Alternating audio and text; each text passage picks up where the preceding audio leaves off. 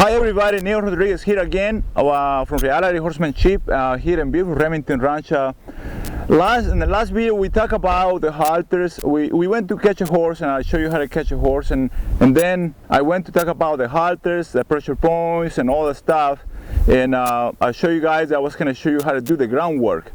So in this segment I'm going to show you how to launch your horse, how to back my horse, how to go left and right and forward and stuff like that.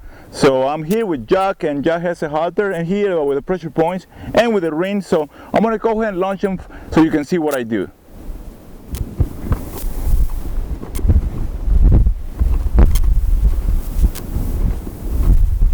Oh.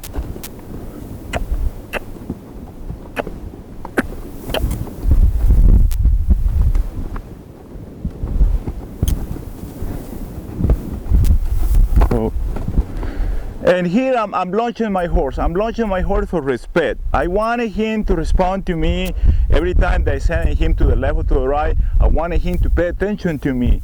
And with the pressure points, that make it very easy, because as soon as the horse feels the pole like to go, immediately he comes right and focuses you, and instead, run away or, doing other things. And I like that.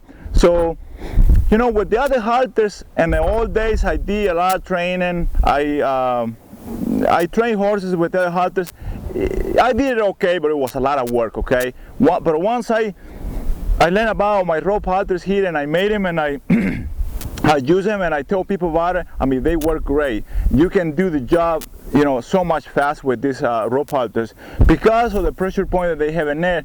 They are big animals. This is a 1,200 pound horse right here, and I'm not a very heavy guy, so if he is gonna try to drag me, he can do it. So, but with these pressure point halters, it makes my job so much more easy.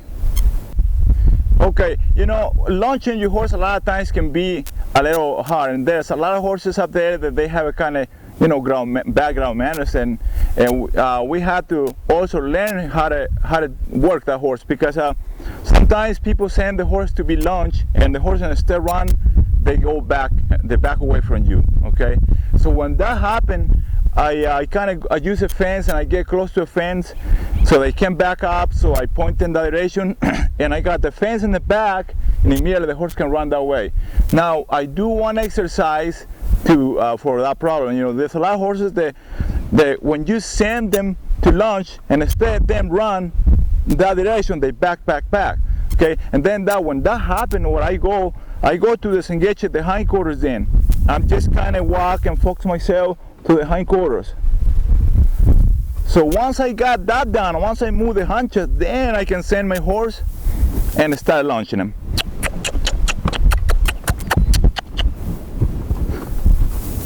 I wanted to stay away from the hindquarters. A lot of times, people send the horse to be launched too close, and the horse can throw a kick and he can kick you. So you have to be careful. Always stay away. And I use the end of the lead rope. These lead ropes are 12 feet long. They come with a popper in the back. If you have to, use them to drive your horse forward, it works really good. All right, I have here Bucky with me. Bucky's a 2-year-old, and I have this little halter on him, what I call a roller nose. This halter is almost as good as the other one with the pressure points. And when it's come to, I have to back up my horse, I really need that kind of halter in here, because this is going to put a little pressure and around his nose too. Now, there's a lot of rope up there in the market. There's, you can go and buy a $6 halter, but the soft rope, it doesn't get the job done. You have to make sure there's a Simpson rope, is the stiff rope. I'm gonna ask Bucky to back up a little bit here away from me, and I'll show you what I have to do if I have to reinforce this. I kind of go easy, and if he don't go, I kind of just give him a little pull down. Every time I pull down a little bit, the halter put pressure in there, and he backs right away. Now, if I have a horse that doesn't want to back up at all, okay, that's because he don't know how to disengage his hindquarters. Okay, and I'll show you again. Disengage the hindquarters is very important. This part is the one that we wanted to move, because if he can move his haunches left and right, he's not going to back up. So remember, when you wanted to back up your horse and he can back up, yet go to disengage the hindquarters, and immediately once you disengage the hindquarters, the horse is going to back up way more easy. Okay, I'm here with Lucero, one of my stallions, and I have here the halter with the reins and the side. Now those reins, they become very handy, like when you're gonna groom your horse, you know, you're gonna wash him, you can cross tie him, you can cross tie it on the side, that you can put one rope on each side, so for your horse to stay still in there to wash and groom and set them up or whatever you had to do. So those become very handy in there, and I really like those things. Also, there's a lot of horses, many horses out there that when you launch them, they kind of run away and kind of pull you a little bit, you know. And what I will do, I will put the launch line on the ring to launch my horse. That way my horse doesn't have leverage to pull me and drag me around.